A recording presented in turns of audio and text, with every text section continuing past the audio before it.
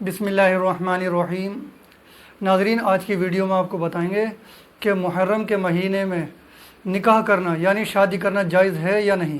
ایک بھائی نے سوال کیا ہے کہ محرم کے مہینے میں ہم نے سنا ہے کہ شادی کرنا جائز نہیں ہے۔ سب سے پہلی بات تو یہ ہے کہ محرم کے مہینے میں جو شادی کرنے کو منع کرتے ہیں لوگ، کیوں کرتے ہیں؟ دیکھیے، نکاح کرنا یہ جائز کام ہے، چاہے وہ محرم کا مہینہ ہو یا رمضان کا مہینہ ہو۔ اگر شادی کرنا چاہتا تو کر سکتے ہیں، اس میں کوئی حرج کی بات نہیں ہے۔ اگر جائز کام کو ناجائز کرنا یا منع کرنا اسے کہ محرم کے مہینے میں جو ہے شادی کرنا جائز نہیں ہے، تو آپ یاد رکھیں کہ وہ شدید گناہ گار ہوگا۔ اگر آپ سے کوئی یہ کہتا ہے کہ محرم کے مہینے میں شادی نہیں کرنا چاہیے، تو اسے پیار محبت سے سمجھائیں کہ بھائی صاحب آپ غلط کہہ رہے ہیں، صحیح نہیں کہہ رہے ہیں۔ اگر آپ کا محرم کے مہینے میں شادی کرنے دل ہی نہیں کر رہا ہے تو وہ چیز رہی الگ، لیکن آپ یہ کہیں کہ محرم کے مہینے میں شادی کرنا جائز ہی نہیں ہے تو پھر آپ گناہ گار ہوں گے۔ اگر کوئی انسان یہ سوچتا ہے کہ اس مہینے میں شادی اس لیے نہیں کرنا چاہیے کہ اس میں جو ہے حضرت عمر فاروق رضی اللہ تعالیٰ عنہ شہید ہوئے، حضرت امام حسین شہید ہوئے، ان کے ساتھی شہید ہوئے، اس غم کی وجہ سے شادی نہیں کر رہے ہیں، تو بھی غلط ہے۔ اس کی وجہ یہ ہے کہ اللہ کے رسول صلی اللہ علیہ وسلم نے صرف 3 دن سے زیادہ سوگ منانے کا جو ہے حکم کسی کو نہیں دیا ہے۔ 3 دن آپ جو ہے سوگ منا سکتے ہیں، اس کے علاوہ نہیں منا سکتے۔ اور ویسے بھی جب انسان شہید ہوتا ہے، بظاہر ہمارے نزدیک یہ غم کی بات ہوتی ہے، لیکن شہید کا مرتبہ اور درجہ بہت بلند اور بالا ہوتا ہے۔ یہ بات اچھی طرح سے یاد رکھیں۔ شہید جب ہوتا ہے یا کسی کی موت اگر ہوتی ہے تو یہ ایک جگہ سے دوسری جگہ ٹرانسفر ہونے کا نام ہے، دوسری جگہ جانے کا نام ہے۔ یہ جیسے ہجرت کر جاتے ہیں، ہجرت کرنے کا نام ہے یہ دوسری جگہ۔ جیسے کہ قرآن مجید میں اللہ تبارک و تعالیٰ ارشاد فرماتا ہے وَلَا تَقُولُوا لِمَنْ يُقْتَلُ فِي سَبِيلِ اللَّهِ أَمْوَاتٌ بَلْ أَحْيَاءٌ وَلَكِنْ لَا تَشْعُرُونَ، اور جو لوگ اللہ کی راہ میں مارے جائیں انہیں مردہ نہ کہو بلکہ وہ زندہ ہیں، ہاں تمہیں خبر نہیں۔ جب اللہ تبارک و تعالیٰ ارشاد فرما رہا ہے کہ جو شہید ہوئے ہیں انہیں مردہ مت کہو، وہ زندہ ہیں، جب اللہ خود کہہ رہا ہے کہ وہ زندہ ہے تو سوگ منانے کی ضرورت ظاہر سی بات نہیں ہے۔ جب سوگ منانے کی ضرورت نہیں ہے، چلے اس بات سے اگر مان لیتے ہیں کہ آپ کا دل اس بات سے غمگین ہے کہ وہ ہمارے درمیان سے چلے گئے، پھر بھی 3 دن سے زیادہ سوگ نہیں منا سکتے۔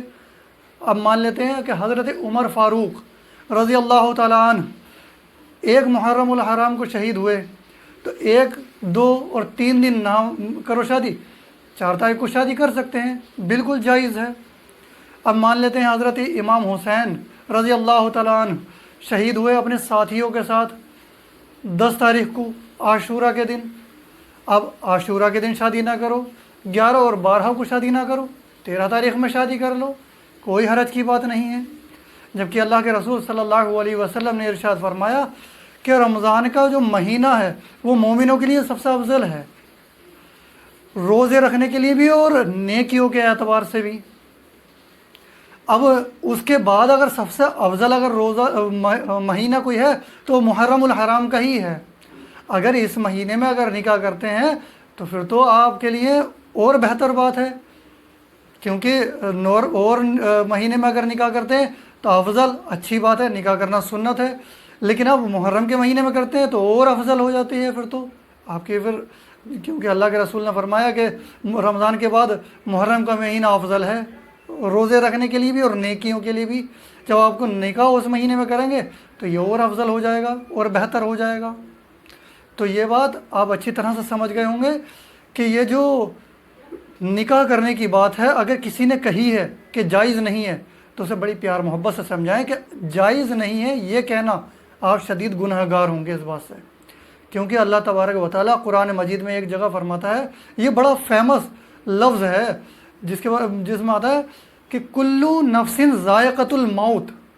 یہ جو لفظ ہے نا، یہ اس لیے بتایا جاتا ہے کہ ہر نفس کو موت کا مزہ چکھنا ہے۔ اس سے یہ پتہ چلتا ہے کہ صرف موت کا مزہ چکھنا ہے، موت بالکل نہیں آئے گی۔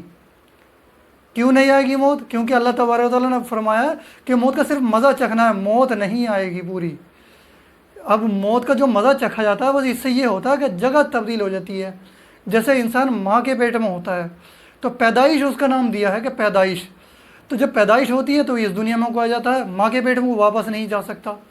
ویسے ہی موت اس دنیا سے رخصت ہونے کا نام ہے، دوسری دنیا میں جانے کا، قبر کے اندر داخل ہونے کا، جگہ ٹرانسفر ہونے کا نام ہے۔